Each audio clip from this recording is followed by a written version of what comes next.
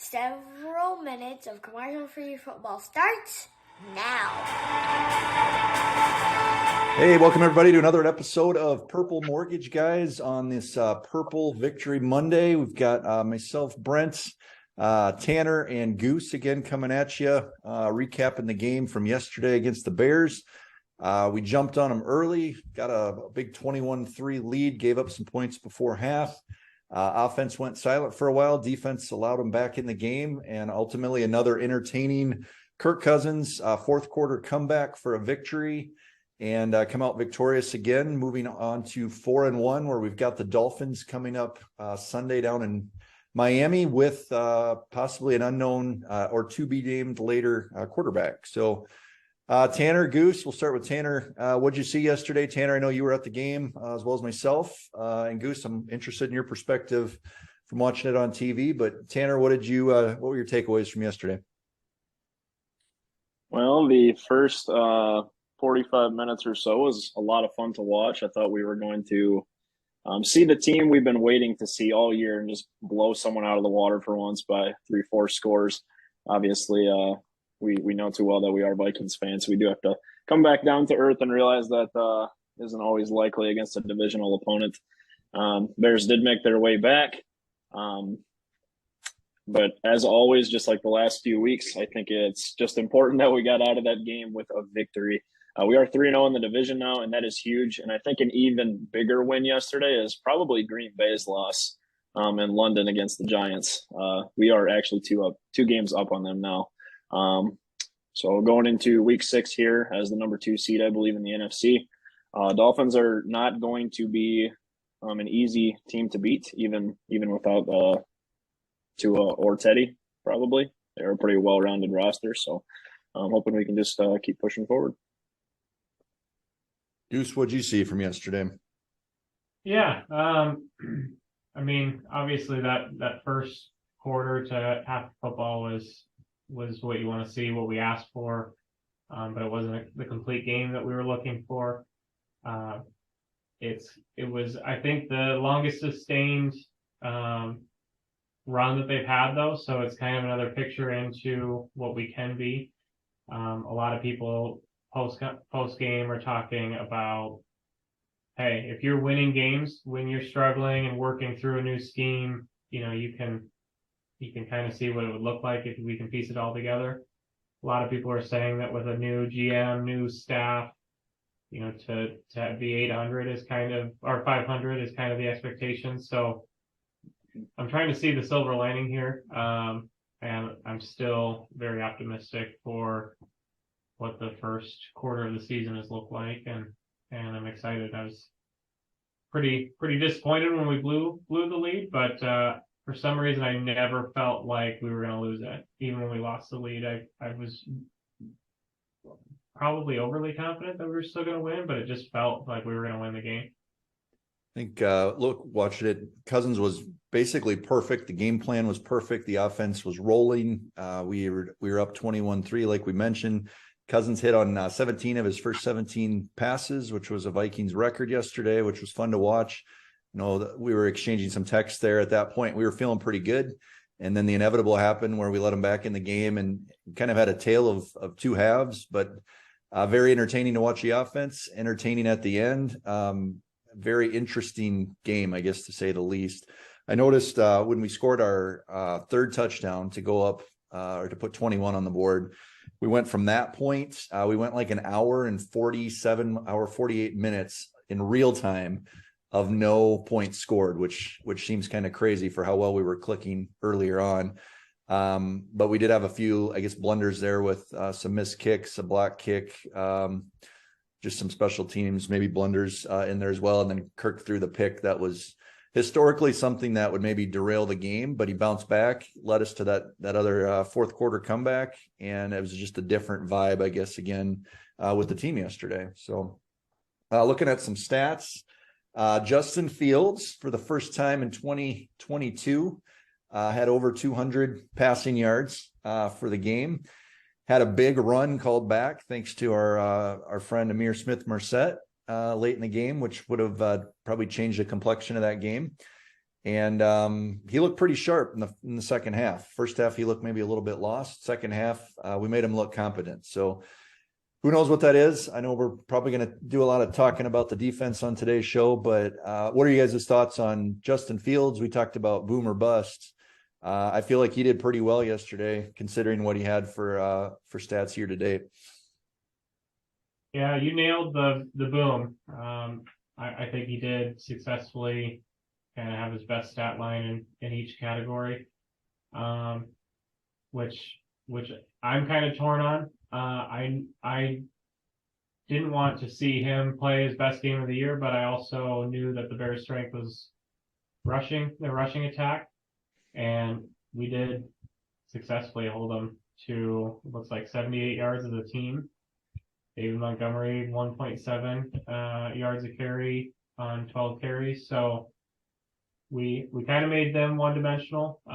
You'd like to see maybe Justin to have to force some passes into tight coverage, maybe throw an interception, get sacked more than he did. But I think overall, even though for him it was his best game, 208 yards, 1 touchdown for a quarterback. When you stopped the run, it's hard. This defense, I can't put a finger on it. They don't look impressive. They frustrate the heck out of me every game. And then I look at the box score and it's like, well, they didn't do terrible, but they sure didn't look good. It's tough to say. Yeah, I don't have much to add to that, Goose. I don't know what it is with mobile quarterbacks. It's just like we don't have a game plan going into these types of scenarios every single week, and it's not going to get any easier. We play Kyler Murray coming up here in a few weeks, who's probably even more deadlier with his feet than Justin Fields is. And I don't know if we win that game yesterday if that touchdown is not called back that Fields scored there in the fourth quarter. So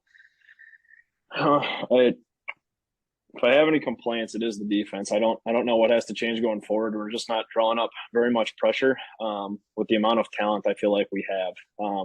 DJ Wanham, I'm not the biggest fan of him, Goose, but has looked excellent this year, actually. I'd like to see a lot more packages with him, Hunter, and Za'Darius on the field. I don't know if we've seen a whole lot of that so far, but hoping we can change that going forward too. Yeah, it's I guess remains to be seen. It's hard to envision a scenario where the defense shores itself up going forward because it feels like we've got a lot of aging players on that side of the ball. Offense, I feel like, is definitely improving, and each week you can see them taking some steps. So maybe it's a case of we're going to have to get comfortable winning these shootout games where we score 25, 30, 35 points and hold the other team to just under that, because I don't think we're going to win a lot of 10-7 games looking at the opponents coming up. You got Josh Allen, Kyler Murray, Rodgers again, of course. So, but to Goose's point, it's kind of been a bend but don't break type of thing, and they've come up with some huge plays at the end of these games that it's hard to be upset with. So, it doesn't really pass the eye test a lot of times throughout the game with how they're allowing so many yards underneath. So, yeah, I almost feel like that's their plan. They don't want to come out and say it, but with our offense and the ability to score points, I feel like the defensive philosophy is don't allow big plays, play your shell defense, keep things in front of you. And it's so different from what we're used to that it's really tough to watch sometimes. But I almost forgot, you'd mentioned Kirk's interception. As he was rolling out, I feel like it was a play I've seen a million times since he's been quarterback, and 99% of the time he dumps it off to CJ Ham. We pick up 8-10 yards. And then after the game, someone goes, well, look at Thielen was down the field, or Jefferson was down the field. And I think that's kind of in Kirk's head. Mm-hmm. And he always takes what's given to him. And I think it was in his head that he had to try to press, and he didn't. So it's, me and my dad are always talking football, and it's always hindsight's 2020. It's like, push the ball down the field. You might have an interception here or there. Like, that's fine.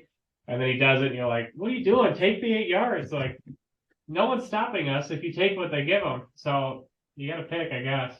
This show's so easy to do Monday morning quarterbacking everything, right? Yeah.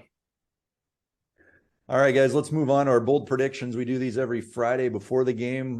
We like to recap them on Monday, see how we did, see who was seeing things clearly and maybe who was off. And I think we all were maybe fairly close on some aspects, but got the final score. Goose predicted 28-13, Tanner 23-13, myself 28-13 as well. And none of us really hit on it. I had a 2-score game. 23-21 was mine, Brent.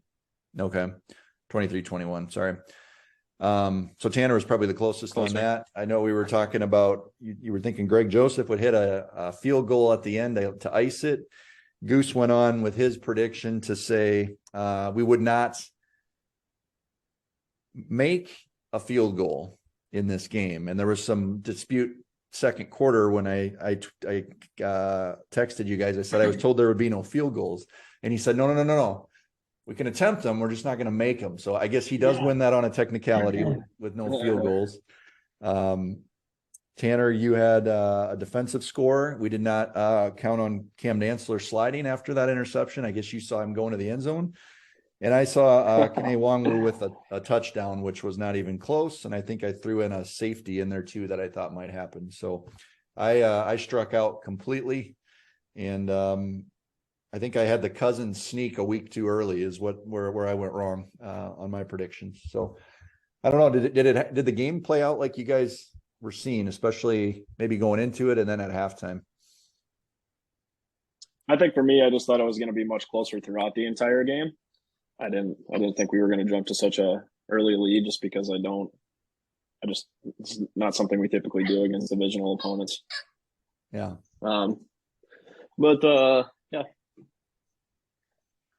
Yeah.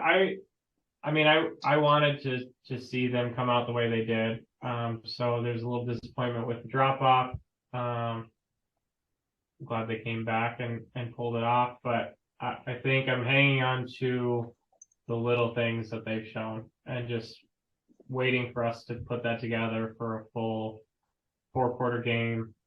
And that might not be a blowout. That might be we play a really good team and we put together 4 quarters of good football and eke out a win. So we'll see. I'm intrigued. Yeah, our listeners, unfortunately, no one came close on that either yesterday.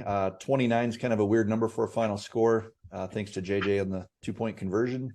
But we'll keep that contest going here through the Patriots game. So good luck, and everybody play again next week against the Dolphins. We'll do a reminder on the next episode for that as well. Time to get on to our rants and raves. I'm going to start with Tanner this week. Tanner, what has you ranting about the Vikings? Our defense. I don't know if you guys are the same, but I just how we've been playing through these first 5 games, I think we've been pretty lucky, and I think we're really fortunate that we are 4-1.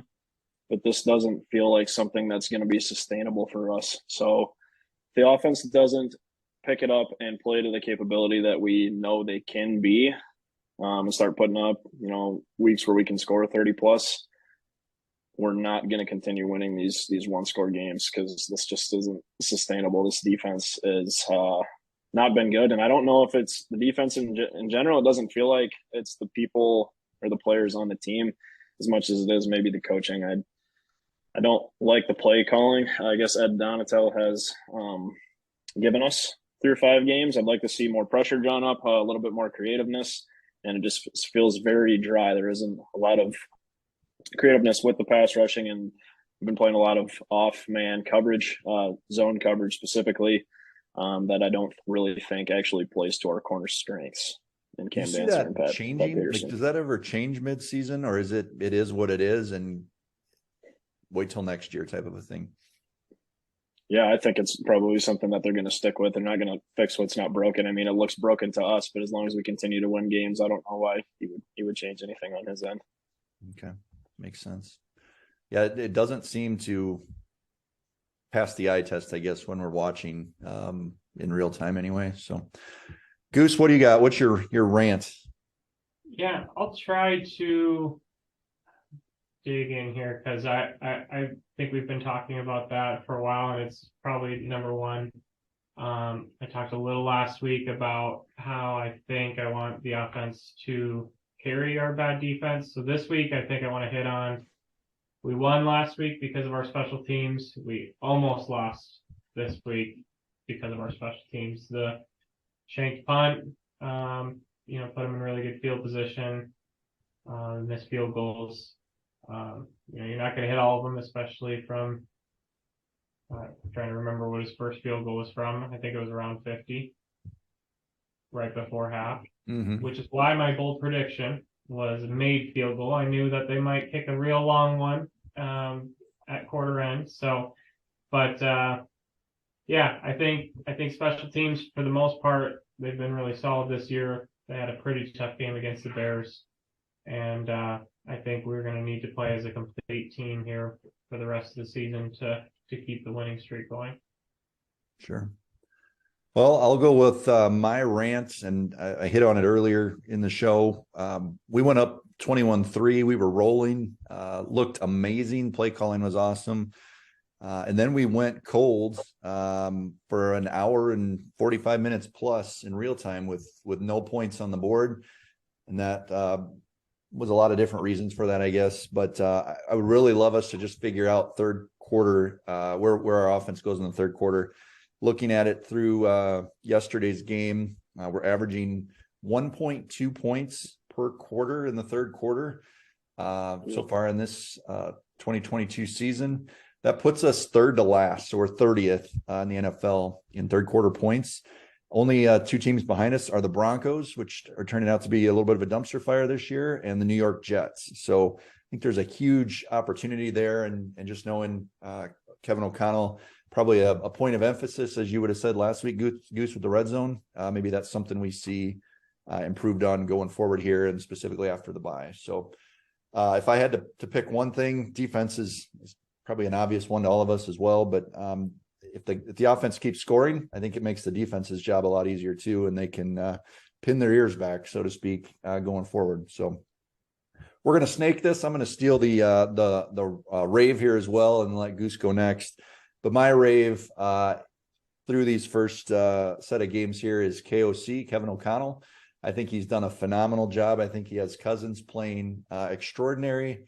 Heard a stat yesterday where every completion or every pass Cousins threw, none of them were into tight coverage in a tight window. So that means that the scheme and the play calling is working phenomenally, where he is getting players open in space. And Kirk seems to be probably turning the corner a little bit and has that confidence. And I also loved yesterday, right before half, where we called the timeout. The Bears were down like 10 or 15 yard line anyway. We called the timeout. We got the ball back. We pushed it down. He missed the field goal, but I think Zimmer in that instance probably doesn't call the timeout. We get the ball back with 20 seconds. We run maybe one running play and we call it good. So I just love how O'Connell's managing the game and what he's doing for Kirk. So Goose, what do you got for a rave? Yeah, I'm going to go with the obvious one, I think, with Justin Jefferson. I think all Vikings fans are constantly timid with a star wide receiver. Randy Moss leaves the team when everyone was about as hyped as you could be about a single player. We had the Diggs situation where he gets unhappy and wants out. And I think after those two games where he's getting all the attention, doesn't get any looks, we all kind of start feeling a little bit of a panic mode. Like, is he going to want out? Does he get along with Kirk? And I think there's still going to be some adversity that he has to continue to face as the number one threat on the offense. But to put up yet another dominant performance when he's the clear number one in our offense, and I just love every time he catches the ball. I love watching him. He's Kirk talked about it at a press conference two ago, that what puts him over the top is the amount of times he gets the first down or gets into the end zone when he's got guys hanging all over him. It just seems like he wants it more than anyone else. And if you don't have to worry about trying to slam it into the end zone on the 1 yard line for 4 plays in a row, if you can avoid that, it's huge. So I'm going to say my rave is JJ. Awesome. We got KOC and JJ. Tanner, why don't you close us up with your rave? Yeah, it's ironic that you guys actually went that route. Brent, you took the guy that gave away the game balls. Goose covered 1 game ball, so I'll cover the other 2 for my raves. I think a lot of emphasis goes to Kirk Cousins and Cam Dantzler for bouncing back on two negative situations. Kirk did throw a pretty ugly pick in the fourth quarter, but obviously made up for that again for the third week in a row and did play his best when we needed him to.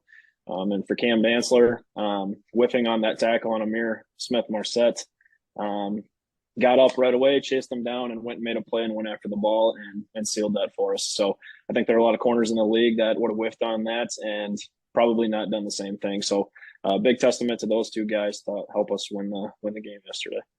Awesome.